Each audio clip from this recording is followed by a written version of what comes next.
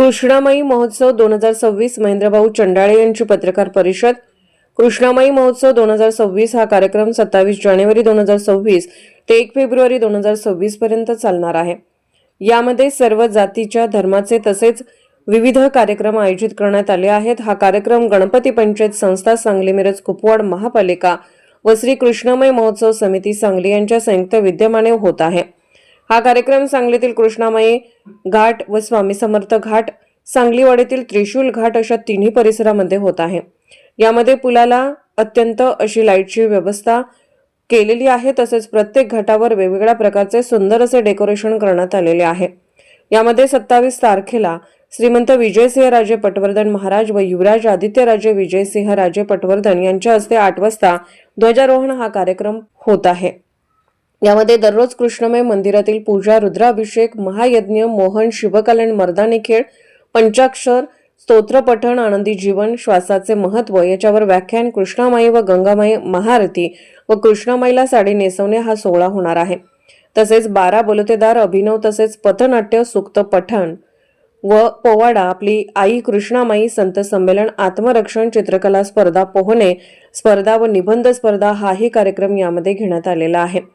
तसेच सांस्कृतिक कार्यक्रमामध्ये भक्तिगीते हा कार्यक्रम होणार आहे। नदी संवाद, कृष्णमय पुरस्कार वितरण सोहळा, धनगर ओवी व महाप्रसाद असा मोठा कार्यक्रम होणार आहे। तसेच विविध देवांच्या मूर्ती उभा करण्यात आलेल्या आहेत व प्रेक्षकांना खास बसण्यासाठी गॅलरीची व्यवस्था करण्यात आलेली आहे।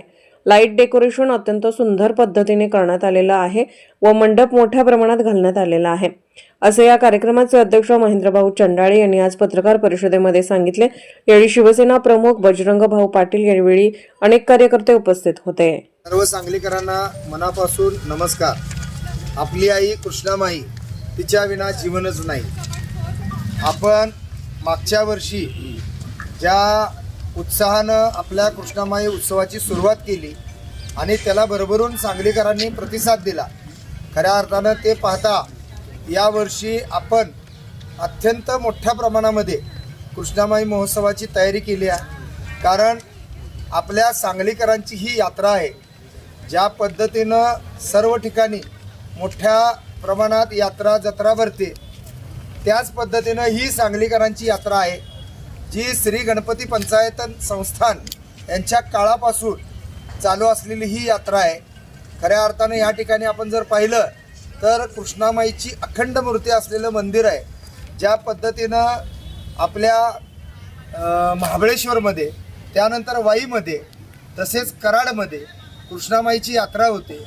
आपल्या पुढं जर आपण पाहिलं तर नृसिंहवाडीमध्ये, कुरुंदवाडमध्ये मोठ्या प्रमाणात या ठिकाणी या कृष्णामाईचा महोत्सव साजरा केला जातो आणि खऱ्या अर्थानं त्याच पद्धतीनं आपल्या सांगलीमध्ये पण व्हायला पाहिजे अशी सर्वांची इच्छा होती आणि त्याला लागून आपण मागच्या वर्षी अत्यंत सुंदर पद्धतीने नियोजन करून अत्यंत अल्प कालावधीमध्ये हा महोत्सव यशस्वी करून दाखवला। त्या सगळ्या प्रक्रियेमध्ये आपल्याला सांगली मिरज कुपवाड महानगरपालिकेनं सहकार्य केलं। आपल्या जिल्ह्याचे कर्तबगार पालकमंत्री माननीय चंद्रकांत दादा पाटील यांनी सहकार्य केलं।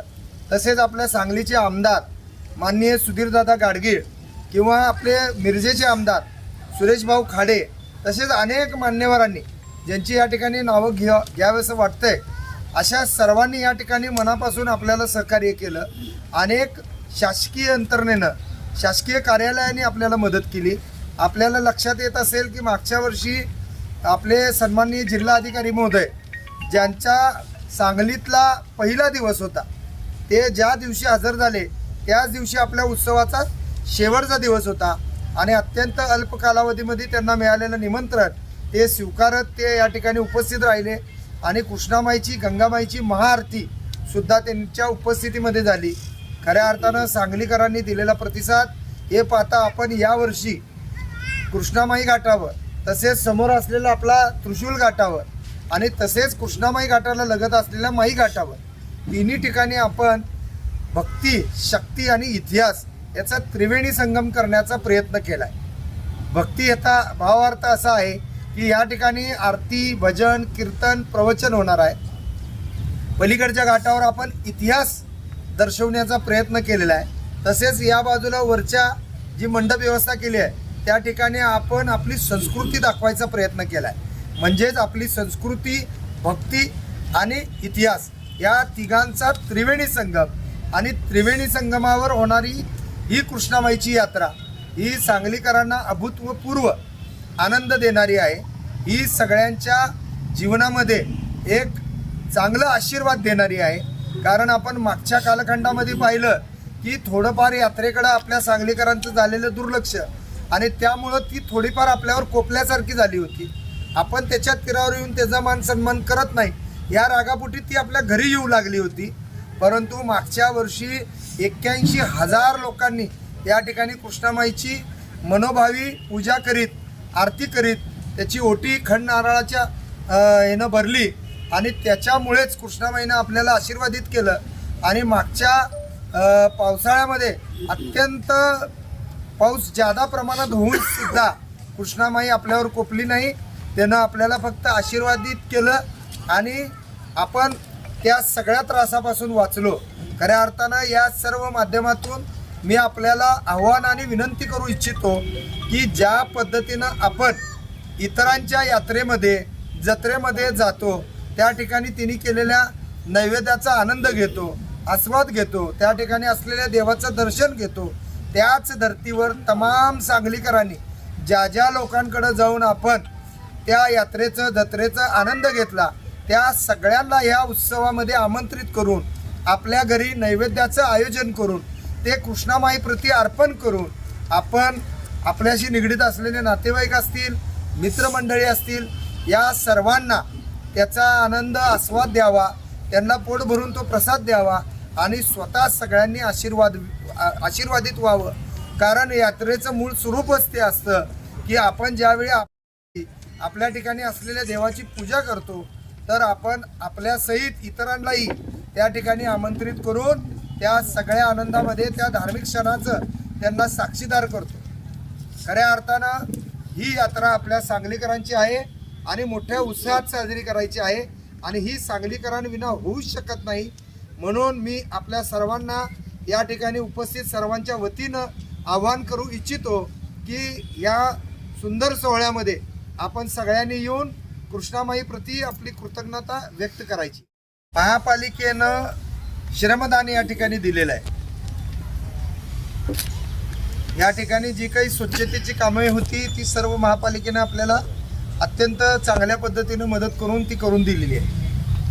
जिल्हाधिकारी प्रशासनाला मी प्रयत्न करतोय, भेटतोय, त्यांना लेखी पत्र पण दिलेलं आहे. पालकमंत्री महोदयांनी तसे त्यांना आदेश दिलेले आहे की या पुढील म्हणजे कामासाठी केलेली आहे. परंतु अद्याप आम्हाला कोणती मदत मिळालेली नाही. हे जे काही वैभव उभं राहिले हे लोकवर्गणीतून उभं राहील. प्रमुख उपस्थित कोण राहणार तुम्ही? प्रमुख उपस्थितीसाठी आम्ही सन्माननीय या महाराष्ट्रातल्या तमाम जनतेच्या हृदयातले मुख्यमंत्री माननीय एकनाथजी शिंदे साहेब यांच्या चरणी विनंती केलेली आहे आणि त्यांनी तसा तो शब्दही दिला आहे की मी नक्की या उत्सवाला उपस्थित राहीन. तसेच आपल्या सांगली जिल्ह्याचे पालकमंत्री चंद्रकांत दादा असतील किंवा आपले पर्यटन मंत्री माननीय शंभूराजे देसाई साहेब असतील, तसेच आपले नियोजन मंडळाचे अध्यक्ष, राज्यमंत्री म्हणजे कॅबिनेट मंत्री दर्जा असलेले सन्माननीय राजेशदादा क्षीरसागर असतील आणि आपल्या सांगली नगरीनं ज्या लोकांना मतदान करून नियुक्ती आमदार पदावर करून दिली अशा सर्व आमदारांना आपण या ठिकाणी आमंत्रित केले. कारण ह्या कार्यक्रमामध्ये जात, भेद, पंथ, प्रांत, कुठलीही संघटना असा कोणताही भेदभाव न करता आपल्या सांगली नगरीतील, आपल्या पंचकृषीतील सर्व लोकांना एका छताखाली आणून हा उत्सव साजरा करण्याचा मानस आहे. त्याच धर्तीवर आपण मागच्या वर्षीही केलं होतं. आपण जर पाहिलं असेल तर मागच्या वर्षी सगळ्या संप्रदायाचे साधू संत, सगळ्या संप्रदायाचे प्रमुख आणि त्यांचे सहकारी मंडळी यामध्ये आले होते. अत्यंत भक्तिमय वातावरणामध्ये या ठिकाणी भजन, कीर्तन, प्रवचन हे आपण या ठिकाणी केलं होतं आणि त्यामुळं वातावरण या ठिकाणचं अगदी भक्तिमय झालं होतं. आणि खऱ्या अर्थानं शासनाचा एक मोठा उपक्रम आहे जो आपल्या सर्व नद्यांशी निगडीत आहे, त्याला चला जाणू या नदीला, या त्या उपक्रमाला नाव दिलेलं आहे. त्या उपक्रमामधला मुख्य उद्दिष्ट असं आहे की आपण नदी संवाद घडवून आणायचा आहे. नक्कीच या उत्सवाच्या माध्यमातून आपल्या सांगली नगरीतील लाखो लोकांचा हा नदी संवाद घडून येणार आहे. त्या उद्देशानंच या ठिकाणी आपण विद्युत रोषणाई, निरनिराळ्या पद्धतीचे देखावे आणि आपण जे अत्यंत भक्तिभावात तल्लीन होऊन ज्या देवी देवतांची पूजा करतो त्या सर्व देवी देवतांच्या मोठ्या मूर्त्या म्हणजे 150हून अधिक मूर्त्या आपण या ठिकाणी आणणार आहोत. तसेच आपण छत्रपती शिवाजी महाराजांचे पाईक आहोत म्हणून त्यांचा एक इतिहास दर्शवणारा शामियाना आपण पलीकडच्या घाटावर उभा केलेला आहे. तिथं छत्रपती शिवाजी महाराज, आई जिजाऊ, धर्मवीर छत्रपती संभाजी महाराज आणि तसेच त्यांच्याकडं त्या कालावधीमध्ये ज्या ज्या मावळ्यांनी, ज्या ज्या सरदारांनी या स्वराज्यासाठी आहुती दिली त्या सगळ्यांच्या मूर्त्या आपण तिथं बसवणार आहोत, जेणेकरून आपल्याला तो इतिहासाचा एक उजाळा मिळेल. तसंच हे करत असताना छत्रपती शिवाजी महाराजांनी बांधलेले अनेक किल्ले आहेत, परंतु काही प्रकाश ज्योतात आलेले नाही आहेत, जे अजूनही दुर्मिळ आहेत, ज्या ठिकाणी आपण पोचलेलो नाही. अशाही एका किल्ल्याची निर्मिती म्हणजे त्याची प्रतिकृती आपण या ठिकाणी उभी केलेली आहे. त्याच्यामध्ये उद्दिष्ट एवढाच आहे की तो किल्ला सगळ्यांच्या नजरेत आला पाहिजे. छत्रपतींचा इतिहास आपण जोपासणारे, त्यांचे विचार आपण जोपासणारे त्यांचे पाईक आहोत, या उद्देशानं ते केलेलं आहे. म्हणजे या ठिकाणी सांस्कृतिक कार्यक्रम, धार्मिक कार्यक्रम आणि शासनाशी निगडीत असलेला शासकीय कार्यक्रम आपण या ठिकाणी आयोजित केलेला आहे. सांगली कृष्णामाई घाटावर आपली परंपरा जोपासण्यासाठी या ठिकाणी कृष्णामाई महोत्सवाचं आयोजन केलेलं आहे. सांगलीतील सर्व नागरिकांना नम्र विनंती आहे की आपण या आपल्या सुंदर महोत्सवात उपस्थित राहून कृष्णामाईप्रती आपली कृतज्ञता व्यक्त करायची आहे. कार्यक्रम खूप मोठा आहे, सर्वांचा सहभाग चांगल्या पद्धतीने या ठिकाणी झाला पाहिजे या उद्देशानं हे सगळं आपण आयोजन केलेलं आहे. त्यामध्ये आपण श्रमदान करू शकता, अन्नदान करू शकता, धनदान करू शकता, म्हणजे कोणत्याही माध्यमातून या महोत्सवाचा आपण एक भाग होऊ शकता. या उद्देशानं हे आपल्याला केलेलं आव्हान आहे. तरी कृष्णामाई समितीच्या वतीनं मी आपणा सर्वांना या ठिकाणी निमंत्रित करतोय, आपण सहकुटुंब उपस्थित राहावे. जय कृष्णामाई.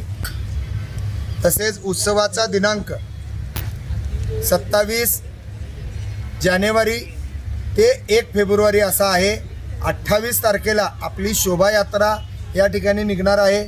तसेच पारंपरिक पद्धतीनं जशी वाराणसीमध्ये महाआरती होते गंगामाईची, तशीच महाआरती या ठिकाणी आयोजित केलेली आहे. ती महाआरती 28 तारखेपासून 1 तारखेपर्यंत या ठिकाणी होणार आहे. तरी सर्वांनी या ठिकाणी उपस्थित राहावे.